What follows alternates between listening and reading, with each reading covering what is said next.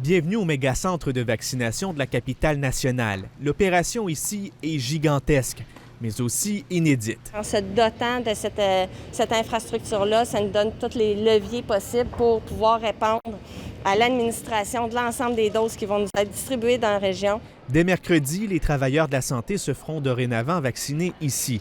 Ensuite, suivront les personnes âgées en résidence privée qui sont en mesure de se déplacer. Nous allons nous déplacer dans les RPA pour les besoins complexes, ceux qui ont plus de difficultés, mais nous laissons quand même une porte d'ouverture à ce que certains usagers qui sont vraiment autonomes puissent venir ici. Et ensuite, ce sera le tour aux aînés à la maison. Ils pourront éventuellement prendre rendez-vous sur Internet ou par téléphone. On s'attend vers la mi-février à pouvoir accueillir de la population. Donc, la mi-février, normalement, les 80 ans et plus devraient pouvoir avoir accès aux plages de rendez-vous. La visite à la clinique devrait durer une vingtaine de minutes.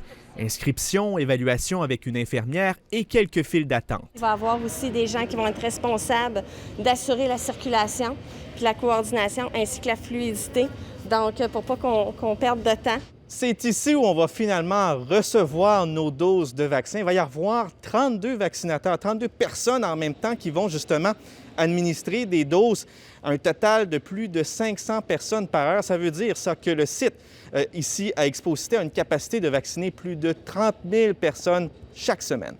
Le CIUS de la capitale nationale prépare aussi l'ouverture de centres de vaccination ailleurs sur le territoire au cours des prochaines semaines. Nous sommes à finaliser les plans dans Charlevoix et dans Port-Neuf, ainsi qu'au sein de la capitale, au sein de Québec Métro, pour avoir aussi un autre centre qui pourra opérationnaliser. En attendant, les préparatifs se poursuivent 24 heures sur 24. Les congélateurs sont presque prêts pour accueillir les précieuses doses avant qu'elles aboutissent dans les bras de milliers de Québécois. Ici Pierre-Alexandre Bolduc, Radio-Canada, Québec.